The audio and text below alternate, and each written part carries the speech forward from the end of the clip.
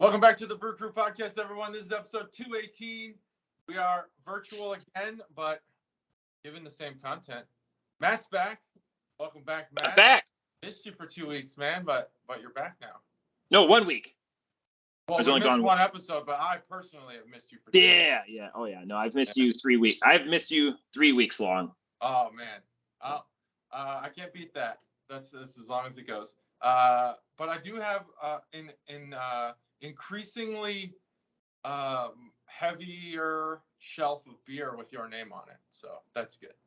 It is the shelf reinforced? I hope so. It's the bottom shelf of the beer fridge in the carriage house, so it has the drawers underneath it. So I'm going to say yes.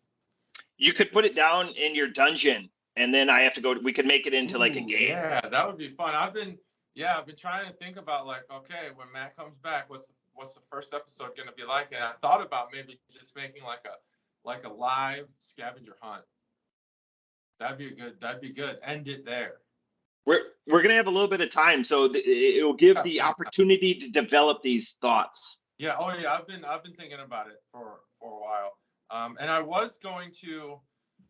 Well, I'll skip this topic and we'll talk off air about what I'm thinking currently. But there's a particular beer that we might want to try together that we can talk about.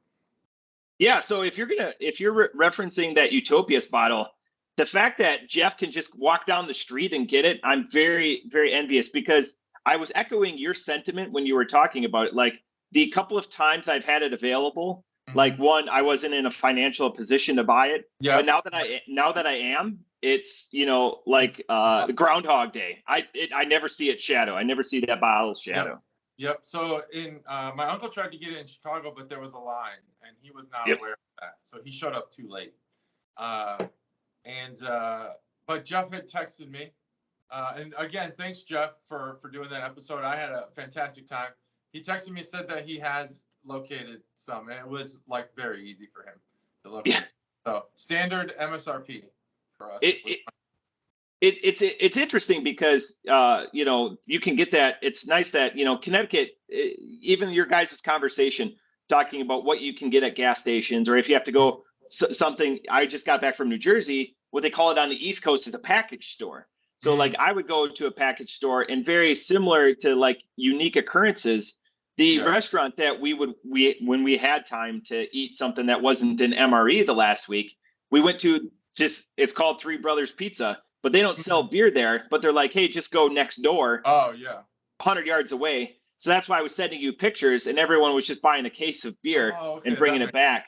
Yeah. So because a lot of places in New Jersey, the other place that I know that's like this is Texas. You can you're buying your food there. They don't care what you bring in for booze or whatever. So awesome. we feel bad. So then we're like, hey, can we get a trash bag? And we couldn't bring, because of what we were doing, we couldn't bring any of our beer or booze or spirits back onto base. So they would just get everything that we couldn't drink. So they got half a rack of blue smoothies, because there was only a couple of us drinking those, and we couldn't destroy a whole rack like during dinner. So they were elated. And like there was guys like in the back of the kitchen that were like, those are ours. And we're like, yeah, here, we can't take them. So when we came back a couple nights later, they're like, hey, we've been thirsty since you guys have been here, which is hilarious. Yeah, that's awesome. That actually, I would be surprised that doesn't happen more often given the location. But do they sell single serve beers in New Jersey? Yeah, so there was an opportunity. Everything, it was like halls. It was the size of halls that were going. It's called Nino's liquor discount or whatever. And everything was super compact. So like you couldn't walk two abreast down an aisle. It was super small. The selection wasn't, but again, like we've talked about, this wasn't an environment where I'm looking to have my mind blown by a quality IPA or something like that. I'm drinking to have conversation and solicit like a rehash of the bullshit and chicanery that we went through the previous week. Yeah, exactly. Just to wet your whistle. Right, 100%. Quench your thirst. So when I was preparing for today's episode, I was reading about beer sales as they have related to inflation, I almost said reflation. Reflation. I had to separate. I'm already messing up the words. Relates and inflation. I was combining them. And it said in the article that the sales of single-serve beer is up, while the sales of 30 and 24 count cases are down, which reflects people. The frequency at which they're buying beer has remained consistent in this article, but they're buying less of it. And I was like, single-serve beers, where the fuck do they sell that at? So that makes sense. Other than craft beer, like, stouts and stuff. Yeah, it really does. When I was filling the fridge up here, I spent more time looking at the single stuff, which, reflects the price point. I found a toppling Goliath that was $50. Mm-hmm. I spent more time looking at that, like the one-off stuff, than I was buying like the package or like the, the 4 or 6 pack, if you will. Yeah, it's probably smart for our purposes to do that. I wind up giving a lot of beer away, but again, as gifts. Yeah. But yeah, anyway, I guess the tall boys, I really didn't think about it until this moment, that like those really tall ones, they have like irregular swill, but anyway. So that's what I did. So there's my beer news. I just combined it with our conversation.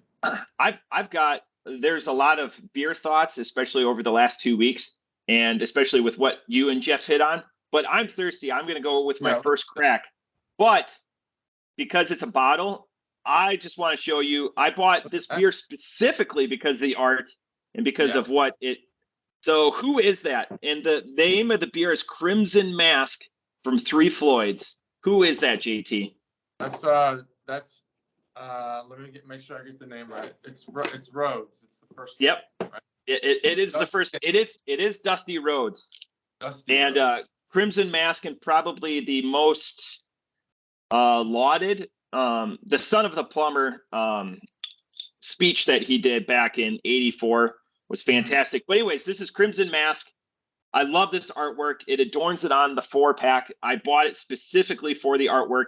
It just happens to be an American Wild at 8%. So that's my first beer. JT, what are you drinking? I'm drinking, and this is big for us. This is a collaboration that I think if we didn't already say we wanted it, we will eventually have said it. This is a collaboration between Fruth, or Froth, as they're more normally known, and 450. This is a collab between the two. 450 and Froth Brewing. We've had Froth and we loved them. We've had 450, obviously loved them. So now this is a collaboration. And this beer is called Liquid Lollipop Slushy XL. So it's an XL, more liquidy of the slushy beers. And it is a passion fruit, peach, pineapple, coconut, and marshmallow beer. Yes, coconut Matt does not like, but because of this collaboration, I'm going to venture to say that they're going to do it a little bit better than expected. So I'm going to crack this open here. The 2 collabs that I've had between those two have been fantastic. Oh, so they've had a collab already? Yes. Oh, yes. I think I have some of them in my fridge at home, still in Ohio. But the interesting thing, like you say, there's these titanic powers that you want to, and I'm glad Jeff brought. Yeah, in the fruited beer community, the even smaller fruited beer company or community. The other one, and I'm glad Jeff brought them up, that they're so lauded. I didn't know that they only sold was Treehouse. Treehouse is like the #1 niche, and that's what makes it so challenging getting it, because I didn't realize, and that was a little tidbit that I caught, that they only sell at the brewery. They don't sell at stores or anything like that. I heard that. They're when you read about Untapped's gear and reviews almost every year. Yep. Treehouse is in it. 100%. And they were this last time. Yeah. 54,000 5-star reviews, and they only sell at one place. It's crazy. The one thing. It's all one guy too. All those Mr. Treehouse. But that's my goal for this year. I want to get some Treehouse. I want to do it on the podcast. I just want to see, like, especially like that area, with Maine Lunch, like the Maine series. They're distributing now to Ohio, so we can get them a lot more frequently than what we could. Just a plain white bottle with like lunch is their big pale ale. So about my beer, I'm not going to go too much into it because we're doing 4 different beers. Three Floyds, we've done them before on the podcast. Let's do it. I bought it specifically again because the art. You know what the label is derived from? What the label? Blurple Gotti. That label was printed onto that one. Yep. You go onto their website, which is 3floyds.com. Great website. It says, and the beer elicits even on it at 8%, gushing cherries. I'm expecting big things when you say gushing cherries. This beer delivers more on the sour than on the cherry, but that's fine. It's really good. It's just at 8%. It's super amped up, which I, get excited about. A fruited beer, the alcohol to follow it. Again, these guys are OGs of the metal brewing industry, starting in the late 90s with Nick Floyd, and then bringing in his brother and his dad. I dig the shit out of this beer. For everything, both from the can art or the bottle art on this one to what the beer actually does. Off the top rope, Dusty would be proud. He never got up to the top rope. He would always go up to the second rope. I'm going to give this beer a 4.5. Wow, very quick review. You don't want to cover the can art at all, other than what you did already? No, I mean it's that's not my shtick, but that's very well done. It's gorgeous. And it's not like it's a picture; it's a drawing. So and spent some time on it. It's fantastic. Even on the box art, the box, because it was in a high cardboard box, what 3 Floyds typically does, that obfuscates the flange in the bottle. I'm just gonna get the box because the box has a lot to it. Also, get the box. And it wouldn't be a podcast without me going off of the camera. Yeah. I know Steb digs that. Like, that's fantastic. That's really good. Yeah, that's frameable. We need to get a print for Matt so he could put that in his man cave. This again, this would be. God, this is like top 5 for me. Like, this is fantastic. Being wrestling, like a couple of my fandoms, I'll get my ugly face out of the way. But it's just amazing. Like, any recognizable guys in the background there? No, and I don't know who this is supposed to be. Ooh, look at that guy. It's probably one of the Floyds. That'd be a good, and I can't recognize. It's all generic jobbers in the background. Yeah. But again, so I'm probably the first box I'm keeping in a long time. Great, great art. I love when that happens. Yeah. So it spoke to me. Yeah. And they could have charged me $60 or whatever for this. I would have bought it at 60. I don't care. Look, they'd have to probably amp up the beer inside the bottle though for $60. Yeah, 4.5 though is pretty good. Like, I sent that to the wrestling guys because again, big wrestling fan or whatever, and they're like, "Oh my God, what do you think of it?" And I'm like, "Oh, I'm gonna do it on the pod tomorrow," so I didn't want to spoil it, but it lives up. Just the fanboy me, being excited and everything. So just, again, excited to be here, excited that this beer actually, it has that noticeable 3 Floyds funk to it, like their signature, almost like I know they don't do this like other breweries, and we've talked about this before. If they use like the same, base ingredients, they use the same malt or the same yeast or whatever. This just has that. I feel like in a couple of blind taste tests, I would be able to pick a 3 Floyds beer out. That'd be an interesting test to see. I think I'd have to drink a little bit more, approaching that test. Yeah. Because it's been a while since I've had their standards, like the Zombie Dust. But yeah, I think that's an interesting point there. I think that there is a distinct flavor to 3 Floyds beer. Yeah, it's welcoming. It's expected. Oh yeah, it's this is not a slight on anything that they do. It's awesome.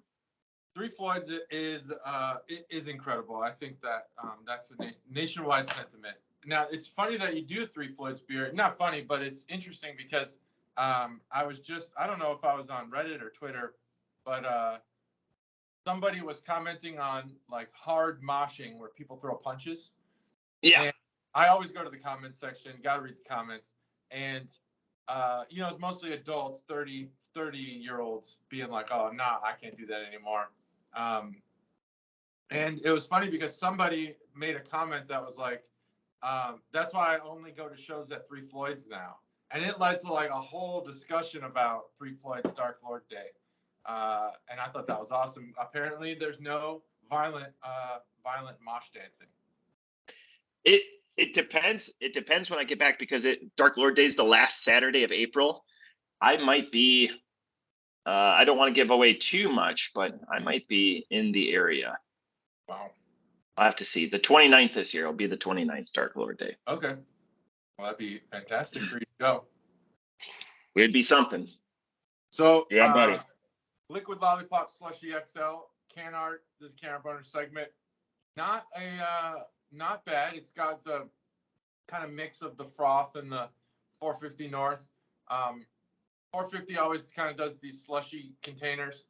Yeah. And froth, I don't know. I've only had like one or two of them, so I don't know if they have like a standard art, but it's basically all the fruit that you find in this beer, and then a little cool hazy pink background and stuff. And then the other side is like it's all like a multi-dimensional transportation into the 450 North world that this slushy is taking, and it is and there's just more fruit floating around. So it's kind of cool. Draws on what you should expect in this beer, and that's really not as thought out or expertly crafted as the beer that Matt's drinking, but that's because these breweries kind of stick with what they know. And I don't know about themed beers, really. They have themed beers at 450, like Swedish Fish or, some ghost marshmallow thing for the Ghostbusters or whatever, but they don't usually reflect that in the can art. So that's the can art bonus segment. This beer, as far as flavor goes, every 450 North beer I have is amazing. Some of them more than others, but there's always one thing missing, and it's that sour bite, because their beers are more like fruit sweet smoothies. And there's always just that back of the jaw, and it's been a long time since I've had that back of the jaw sour feeling. That tightness. That gets you right in there. It's been so long, and I can't even remember the last time I had it. But I know that every time I drink a sour now, that's what I'm looking for. And it has failed to do that up until now. This beer definitely has sour in it. It is the type of sour I enjoy while having the flavor of a 450 North smoothie beer. This beer is excellent. The coconut is barely there. It's hidden. I would say it's more of like a accent on the back of the tongue. It just kind of gives it that nuttiness that, nutty in a stout, but you get it in a sour here. So it's just kind of there for support. It's not really a flavor that is the star of the show. The star of the show really is the citrus in this beer. That's awesome to hear. F coconut. Yeah, so the coconut's just like, I'm just trying to even, now after I've had a few sips, I can't really even find it in the flavor. Yeah. So, I guess it'd be the passion fruit. I mean, what is passion fruit? What kind of fruit is that? It's not citrus, is it? I have no idea. It's it's a fleshy one. Yeah, I think it's passion fruit. It's a citrus. Yeah. Okay. I'm looking through these fruits, and I don't really mentally. I'm trying to establish what flavor is the star, and I can't. Maybe pineapple or not. Yeah, pineapple is probably the one that sticks out the most. But I thought it was citrus, and I'm looking at these ingredients, and I'm like, none of these ingredients seem to be like what I thought I was tasting. Probably it's passion. Sorry, Stacey. Super prevalent. Peach, I'm not tasting the peach really at all. I think that's more of a texture here. And then the coconut, barely. The marshmallow just adds that sweetness. But the sour is what this beer really is. It gives you the tingle. It's not the most sour beer I've ever had, but it's definitely one of the most delicious I've ever had. And I think this beer is unbelievable. Let me just make sure that the score I'm going to give it's the one I want. Man, this beer's good. Oh man, I'm teetering. I gotta do it. 6.5%. I didn't mention that. 5.0. This beer is amazing. It's amazing. This beer is awesome. Even after all the sips that I've had, Yeah, it's still tingle. It still has that sourness, so it's not like wearing off. And I definitely should have rolled this can. It's definitely thicker on the bottom. So it's not a thin beer, but it was at the top. JT, which one is that again? Because again, a lot of their liquid lollipops. I know it's a liquid lollipop, but what's the spin down on it? Like the flavors? Yeah. So liquid lollipop. We got passion fruit, peach, pineapple. Okay. Backwards. Raw coconut and marshmallow. Triple fruited sour ale. Okay. Yep. So that's that one. Man, this beer's good. It's almost gone. Because now I'm seeing if that's one of the ones I've had. You have had it? No, I'm trying to see if that's one of the ones I've had. Well, if it isn't, I have one for you. I've already put it aside, so you will have it. And let's see, what should I do next? I've got two options here. One of them being the Voodoo Ranger Fruit Force, and the other being another sour. I think for the sake of not overdoing it, I'm gonna do the Fruit Force. The Fruit Force, getting back on it. I'm just trying to spreadsheet eyes these. Yeah, you spreadsheet eyes. I'll talk about the next beer. So the next beer that I'm doing anyway, this one was introduced by Jeff in the last episode 217. Go check that out. Jeff gave an enormous amount of awesome information about how to sell beer, the art of selling it, the business of selling it, and all of the different things that he knows about beer and has learned along the way. And one of the beers, I asked him, hey, bring some beer that you've not had yet, or that you've only had a limited amount of. And we don't have to review them, but I'd like to just get your take on the flavors and stuff, because it's a beer podcast and we drink beer on this podcast. So he had brought Voodoo Ranger Fruit Force, and the way he described it was just awesome. He said it's a fruit punch IPA, and he did not taste any of the hops. He said there was no bitterness. It was all fruit. And I had to test that for myself. If I had to infer a score from his description, it would be high 4s or a 5. He seemed to really like it. So I'm going to go the same route. Now, this comes in a 6-pack. So not only do I have one for Matt, but I also have one for Stev. If Stev is in, he was asking me if I'd found it. And yes, I did find it. So.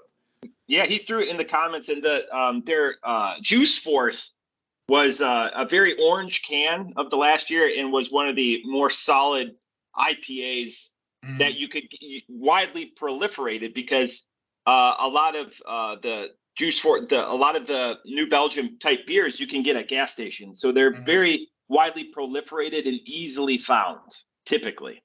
Yeah. So what about you? What's the second beer you're doing? My second beer, and this one I bought because of the name. So this is Downward Spiral, which is one of my favorite albums of all time. And this is a local beer to Minnesota. This is Spiral Brewery, thus the SB. And this is their Downward Spiral. This is just their IPA. And this goes into one of the other thoughts. It was nice because I could write down all of my thoughts. I'm back to taking notes as I prepare. So this is Spiral Brewery's Downward Spiral. It's a 7.4 IPA, which I'm excited. It's in that sweet spot, and it comes in a pint can. Not much to say about the art, but again, bought it because of the name, Downward Spiral. Go listen to that album immediately if you're not. 9 Inch Nails. 9 Inch Nails. All right. It came after Pretty Hate Machine, which is my favorite album that they don't. Did I? No, it's not cracked. Let's try to crack. Let's see if we can do it virtually. I have not opened mine there. Ready? 3, 2. Nope. All right, you get prime. I had it. I was worried. 3, 2, 1. Oh, all right. The microphone. Oh, fantastic. I'm okay. After this is another thing. Too many hazies out there.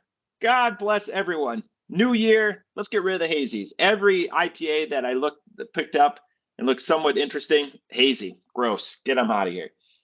I like hazies. I think that they're wonderful. Keep them coming. Keep them coming. Too many of them. There's somebody out there. There's a lot of them. I'll admit that. There are a lot of hazies, but hazies sell. Hazies are a good, smooth beer. Nice summer drink. So JT, one of your New Year's resolutions this year, I want to check on how you think you're doing on it, was to use Untapped more. How do you feel like you're doing? So far, terribly. I've logged in more this year than I did last year, I think, already, because I've been using it to look for things. But so I actually have, you sent me the spreadsheet in December, and my intent is to go in and fill in a lot of the beers that I haven't filled in yet. I suppose I gave you the answer key to your year in pod. Basically. Sorry, but Steve. I have had a lot of other beers, which is what made me say that I want to start using it more so that I can start remembering. We went to a couple great breweries, and I didn't document that stuff, except for 450. I took notes on it. I should have just marked the beer, but terribly. But I'm gonna do it. I have like a running December, January were horrible for me work-wise, so I have like a to-do list that is ever growing. I'm starting to chip away at it though. Yeah. All cards on the table. I was like, I will, because I'm a completionist, I wanted to fill out the spreadsheet. I was like, JT will, put his scores from the pod from last week's episode in there, and I can fill out the spreadsheet. No. And then the beers in the description were what the guest had and not what you had. So then it threw me for a loop. But then once I started listening and how infectious and how well balanced the conversation was, one by being very impromptu and extemporaneous, but then two, like it went on a direction and a journey. And you feel like, as beer novices like you and I are, like you're getting insider information. Like even though it's a completely different market, I was fascinated to find out that Connecticut only has 8 counties. Could you imagine being from a state that only had 8 counties? Nowhere if I ever lived. Texas had over 80. Ohio has like 50. Wisconsin's very similar with that. Illinois has a bunch. Like, which it was just crazy. 8 counties and representing, and then the different markets, and then paying for a trip to Hawaii with terrible beer. Like I went along on like a journey, like, awesome. And it was must see, like watching, but also like must lit, it was amazing. And then I laughed when you guys were talking about the Kool-Aid Man, and that it reminded me, this last week for me sucked for the most part. But we had opportunities to like degrade what we were doing or whatever, just like riff.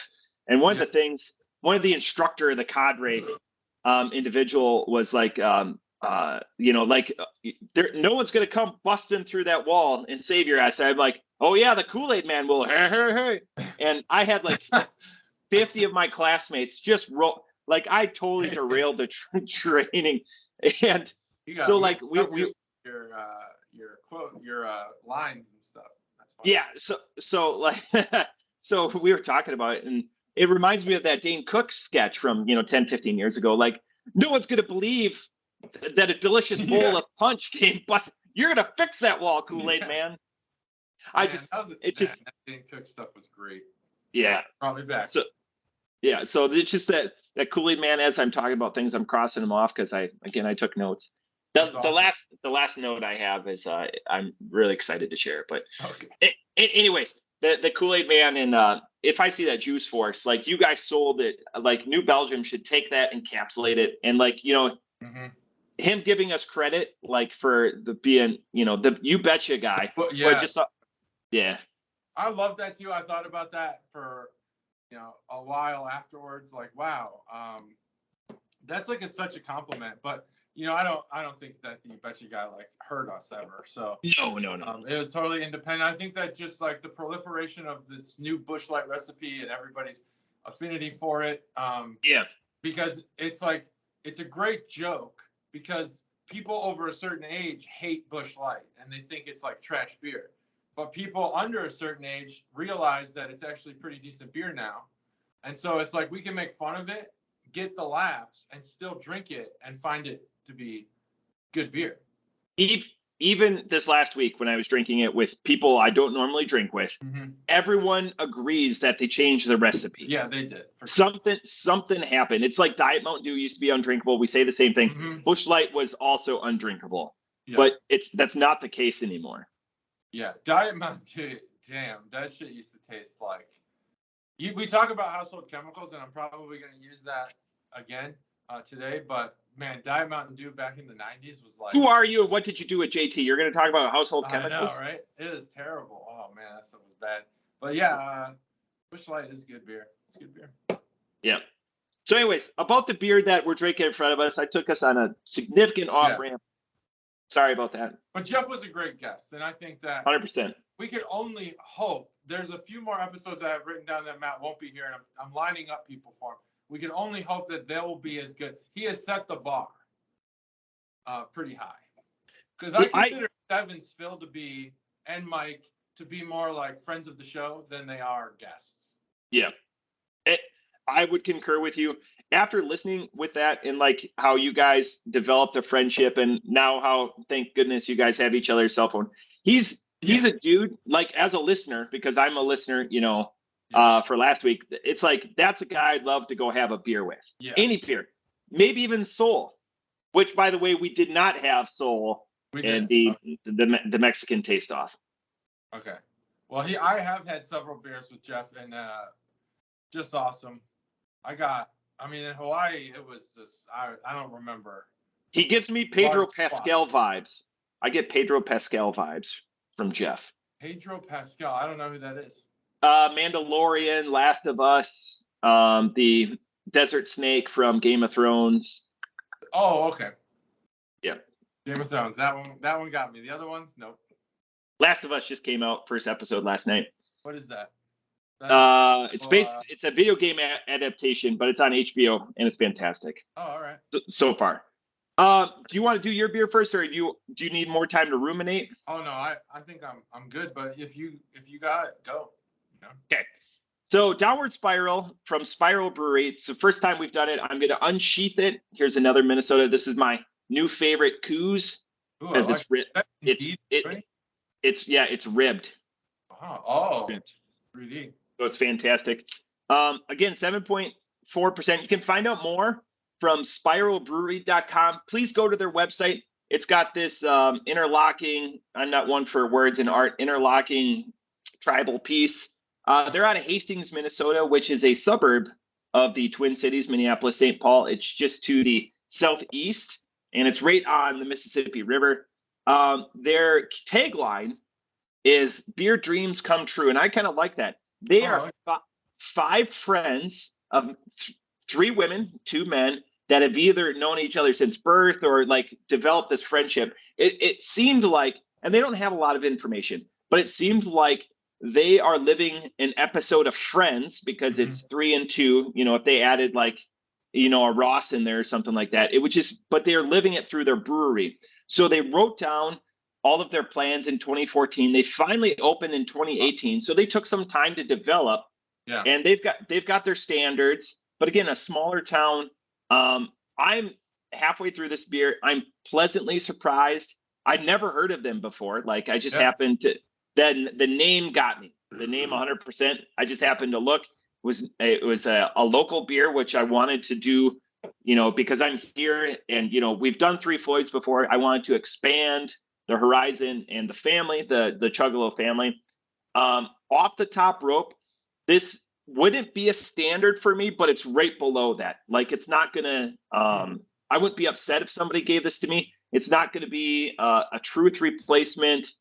It's not going to eclipse into that neighborhood. It's not going to be a pseudo Sue replacement because it's a little more bitter.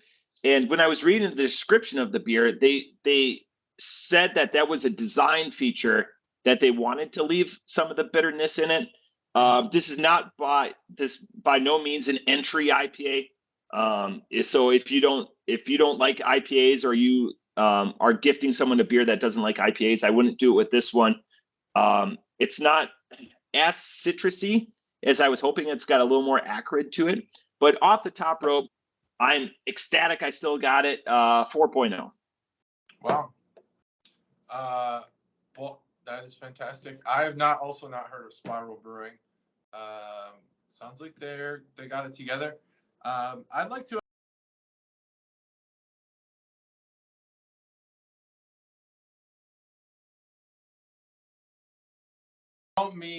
Don't drink beer. None of them, even the guys. I feel like they don't drink beer. Probably gin and wine. They're more of a wine group. Gin, interesting choice. But gin to me is like a certain thing. I know a lot of people like gin, but I only see certain people drinking gin, and I feel like they're like the Friends types. I don't like gin personally, but How I Met Your Mother, they're beer drinkers. They hang out in the bar, not a coffee shop. It's a seems like a more approachable crowd, even though there's 3 guys and 2 girls flipped. Yeah, I feel like the Spiral. Interesting. Well, I don't know them, haven't been to their website, haven't seen the pictures. They're probably more approachable. And they all look like they don't look. You can't be stuffy for their like headshots or like their cape up pictures. Like if we were doing a taxidermy, yeah, all of them are wearing like plaid or something like that, which is a little derivative for me, but this is solid. How about I've wondered? There's a weird thing about Minnesota, Montana, the North Dakota, South Dakota area. That's like the south of the North. I don't know where it comes from, but it's like country. It's like skips the middle of the country, like country music, and the country music like aesthetic, plaid button-ups, and I wear plaid button-ups every once in a while, just because it's like better than a plain colored shirt, but not because I'm like a country guy. But like it's all the South, and then it skips the middle, and then goes up to like the Dakotas and stuff in Minnesota. I don't know, just an observation. No question there or anything. I just observed. Is country music popular there? Yeah. It's weird, right? Yeah. They have something in Minnesota specifically called Wee Fest. They should have. It's like their big country jam. A subsection of country music that's just from like northern country artists, because it's a different country. Like not a different country. It's obviously the United States. It's a different type of life. Yeah.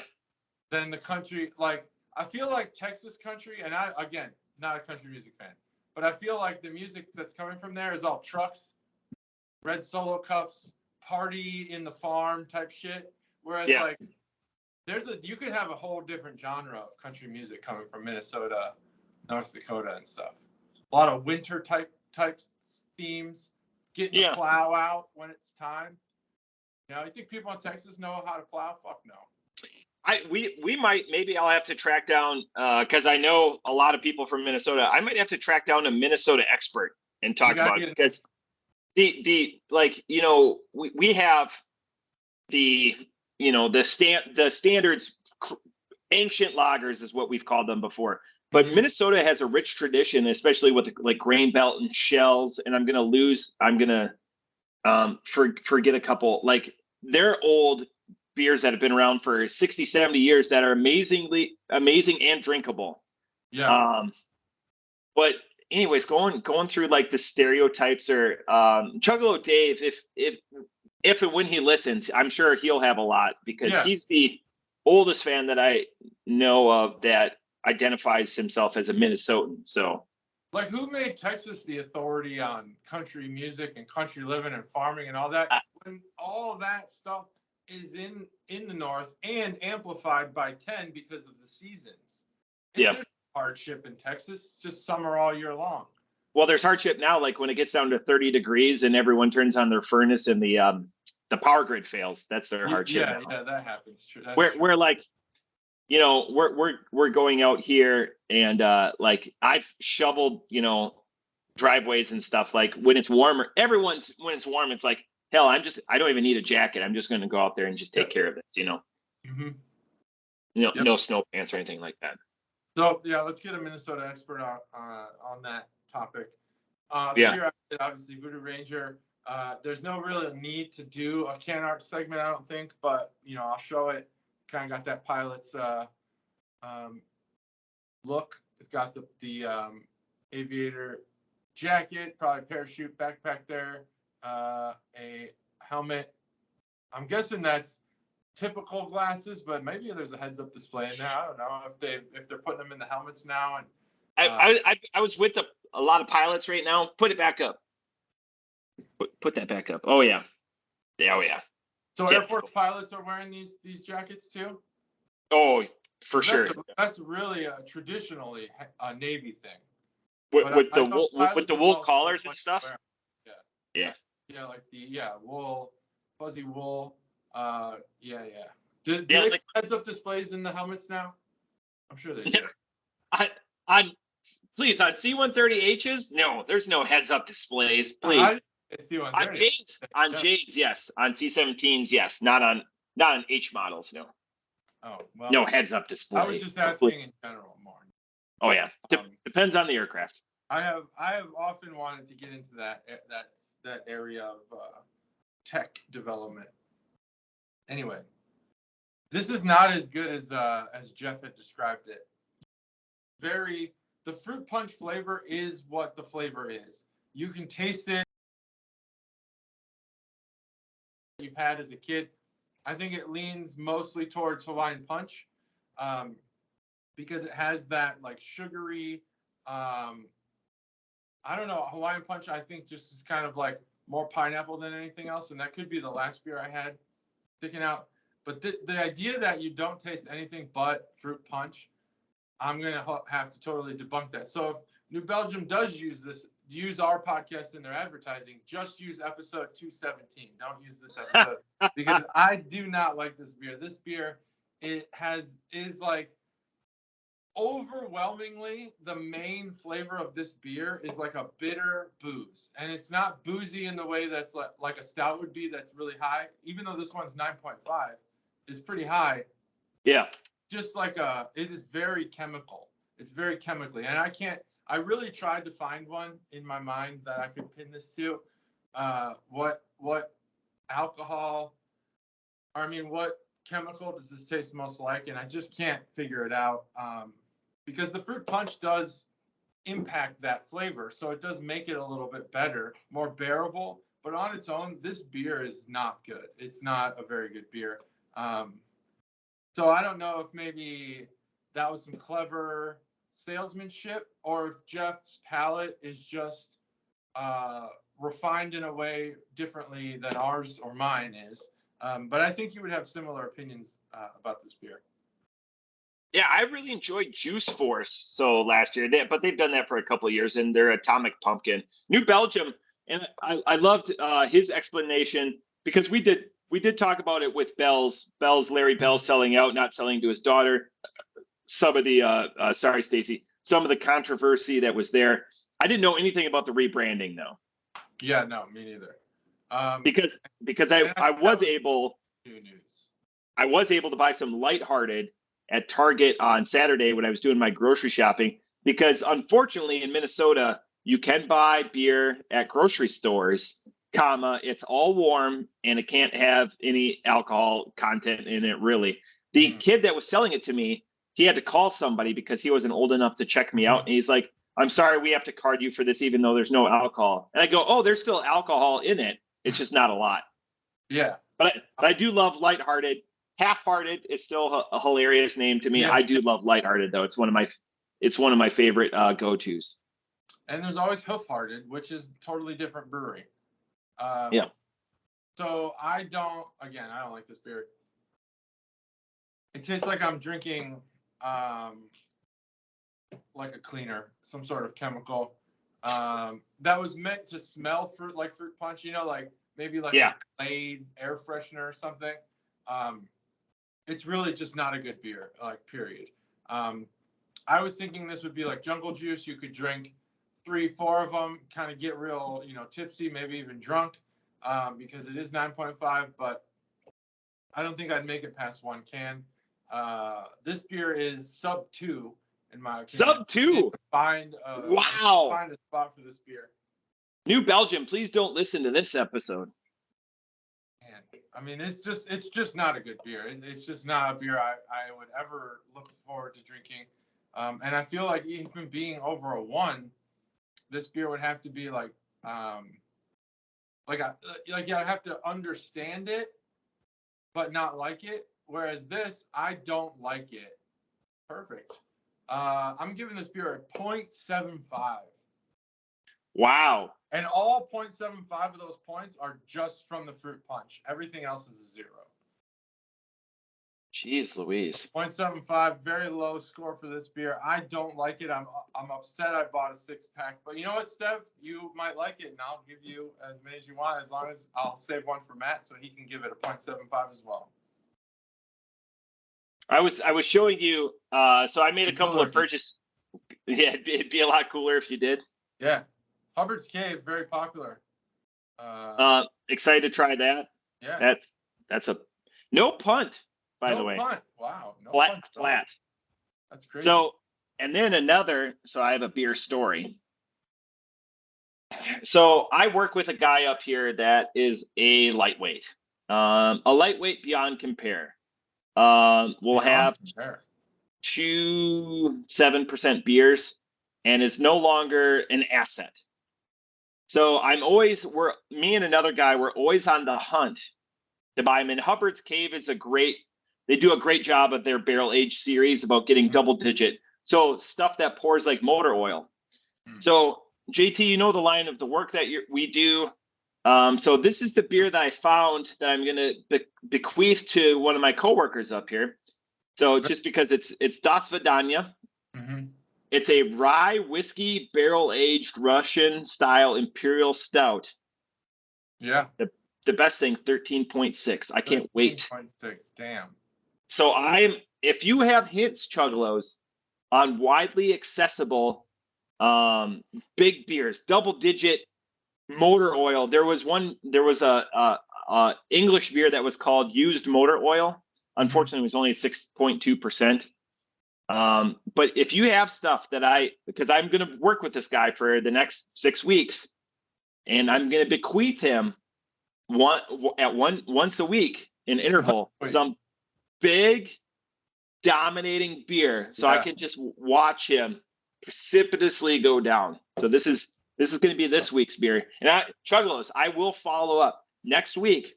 We're going to hear how Das Vidania. I'm excited for him, and we've done Distill before on the podcast. Yeah, but the nesting dolls and everything. Tolerance is going to go up. You're going to increase it, and then I don't think so. And I just was looking at it in the light. The top of it was pretty dusty. Yeah, it's the dust, so I'm going to have to clean that off to not pollute the. So it's been sitting there a little while. Yeah, it's definitely collected some dust. So those are my beer exploits and excitement that I have coming up here. To hear about this event. JT, I do have a couple of beer trends. You got the same article that I did. There's 9 beer trends to watch in 2023. All right, let's hear them. Okay. The one I don't agree with is a return to tap rooms. I think we've already returned to tap rooms, to be honest with you. We've already been returning to tap rooms. That's in Ohio. That's been going on in Ohio. Yep. Where the article is written is probably stupid. Yep. Brewery festival and breweries code of conducts. So how to act, like. I guess. Yeah. But we've talked about some of that. Like, they need to listen to the Brew Crew podcast.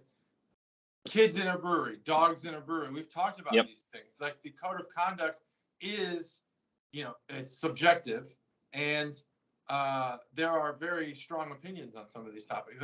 I don't know. Anyway, that's 2. Okay, now we're getting to better things. Drum for RTDs. JT, do you know what an RTD is? Right to dance. Ready to drink beverages, meaning cocktails that are already mixed. So like high noons are like vodka tonic type things. Yeah, Manhattan.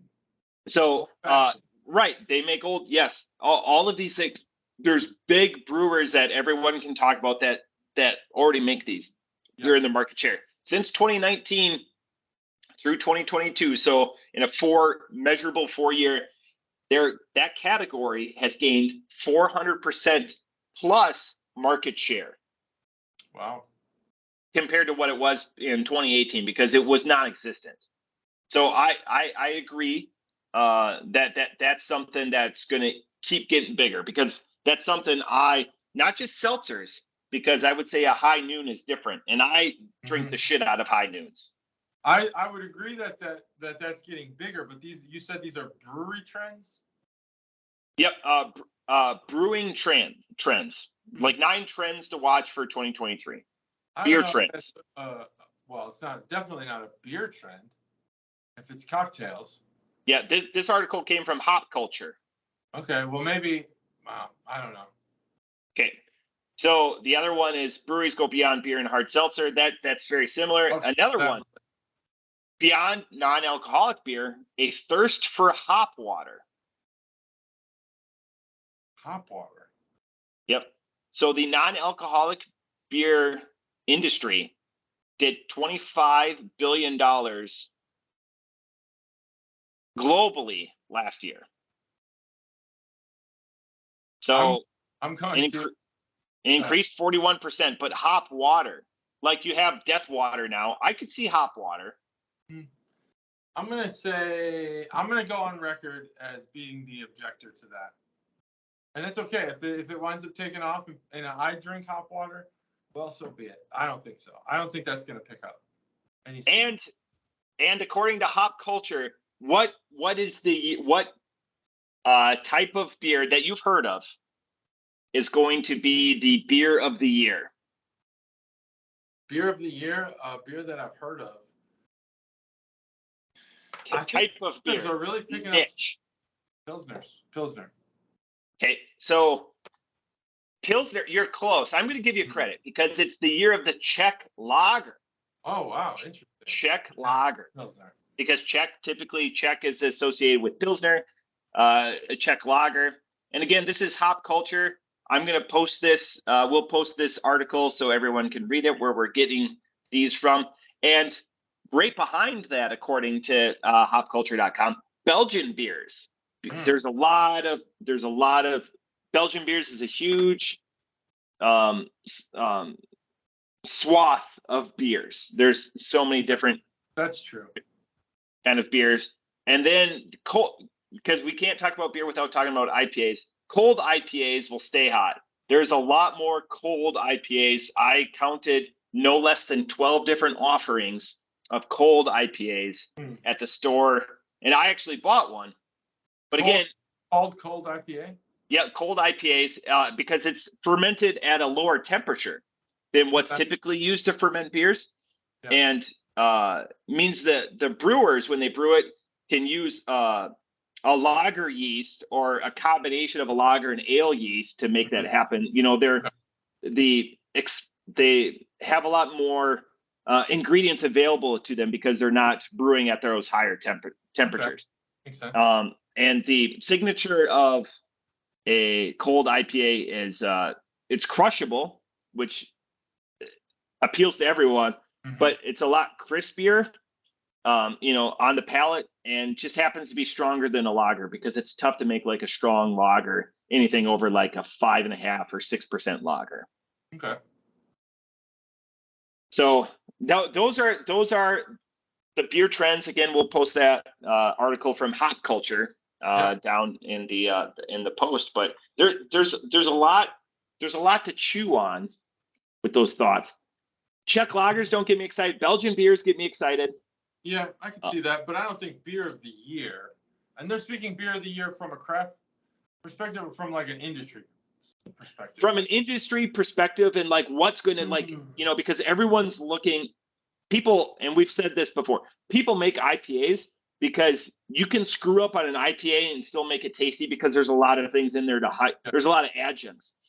It's tough to make a good Pilsner because there's not a lot of things to save the day if you screw up your recipe. Yeah. So I think that there's a lot of area for innovation to be done in Pilsners. And I think that might be coming because as I talked to Jeff last week, Pilsners are taking off. It's a very popular beer style right now. I also disagree about the cold IPAs. I think that's fine, but I think if there's one trend with IPAs specifically, it's going to be the fruited IPAs that are going to become more prevalent. And I think that's true with things like this, which could have been done better, but are still fruited IPAs, because now you're kind of bringing two worlds together: the sour people and the IPA people, or the people like us who like both. So that would be my prediction: would be fruited IPAs over cold IPAs. Yeah. I think the ready to drink seltzer stuff is just going to keep right. I mean, it's taking over. I mean, the ready to drink old fashions, which you couldn't find at this time last year, are all over the place. I'm not saying like Soul Box or a prepackaged old fashioned mix. Right. I'm saying like in an aluminum can, crack it, you're drinking an old fashioned. That's good. That would be cool. But one of the they're out there. They're out there. There's really 5 or 6 different cocktail feel. The cocktail, like an old fashioned specifically, the fruit that's in it, the orange and if you get a good bartender, a cherry, those matter. In a can, you're not going to get that. I don't know. If experience just isn't there. Maybe that's a me thing and not an everybody thing. But I enjoy having the actual orange in the old fashioned. Yeah, I'm a sour old fashioned guy. Most people are sweet, and it's like how I like whiskey sour with like an egg white, like a whipped up egg white and stuff like that too. If you cut your jib as like a actual like bartender, not just slinging 2 or 3 ingredient drinks, but like 4 or 5 ingredient drinks, it sucks because when I like going to a restaurant, I don't feel guilty ordering them because they're not very busy. But like if you're sitting at the restaurant and you're ordering like a 5 or a 6 drink like classic cocktail and stuff like that, and they're just getting hammered, I feel guilty. So I will change my drink to like like a Jack and Coke or something like that, just a 2 ingredient, because those men and women that are doing that, man. I've been thinking about what you're saying a lot, not in relation to exactly what you're saying, but like I'm one of the people who's been totally suckered in to feeling guilty and bad about tipping culture, and I overcompensate for it. You are also a good tipper. I think you cannot do both. Feel bad for ordering something and tip well. Like you're more than making up for it in your presence there, and how you tip and how you pay for meals. Order the drink you want. Order the drink you want. Don't feel bad. The whole reason for the service industry is service. Yeah. Order what you want. Tip how you tip. You're good. Now, if you're a piece of shit and you tip $1 and you order a 5 ingredient cocktail, sure. Yeah, this last week at that aforementioned Three Brothers Pizzeria, if you're Central New Jersey, fantastic place. They drive an hour and a half from New York to my just turned off. Yeah, I can hear you now. Yep. I'm turning it back on. I don't know why it does that, but you can hear me still, right? Yep. Okay, good. So the reason why I bring it up is because they brought us the pizza or whatever like that, but we understood like what they were doing for us by giving us a side room and letting us be loud and annoying and tell all the stories. Like there's more to it than just like the service. It's the story, it's the scenario, it's all of that I take into account. I'm still less likely to order, like if they're busy or humping or something like that, something difficult, because I understand they're, so they can provide other people quality service. I don't know. I'm just weird like that. No, but what I'm saying is that that's what you need to disregard, because there are people there who don't deserve quality service. Yeah. Okay. You deserve quality service. And I agree with you that the experience matters. Yeah. And that's where you'll compensate for that.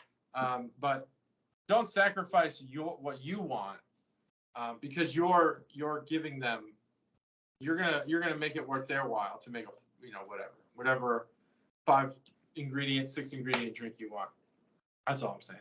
There are shitty tippers out there. There are people who are actually shitty people. People that you would go out to eat and then be a fucking piece of shit. Like you're going out. No one came to your house. You're going out. Leave your fucking attitude at home. And tipping, I'm always guilted into tipping more. I fucking hate it. But I never stop doing it. We align. We're very copacetic on this, rather than most people, and we know those shitty people. The one thing that I would have jumped on like a dog in heat that Jeff said last week, and it's my line of the entire podcast, and this is where we're gonna get a little NC-17. You guys were talking about pickle beers. Yeah. And he said, and I quote, "My wife loves fucking pickles." I go, that's it. Funny you said, I heard that too. And I was like, oh, say something. Place. This is not the place. Not the time to say it. Yeah. That's hilarious. That was my last note. Loves fucking pickles. Boom. I love that line. It broke me up. It'd be a perfect episode title. Again, we got away with ass or something like that. I don't think we could get away with dropping an F-bomb. Definitely not. But I think that we could maybe go like F-in, F''N. We'll see. Yeah. Loves fucking pickles. That's it though. That's episode 218. 218. We're killing it. And it's amazing. So thanks for watching. Thanks for listening. Thanks for doing everything you do as a Brew Crew fan. Let us know in the comments if you want us to do anything different, but we haven't gotten that feedback. So check out the Hop Culture article. It'll be posted in there. Yeah, check that out. Let us know what you think the trends for 2023 are going to be. Probably fruited IPAs. That's it. See you later, everybody.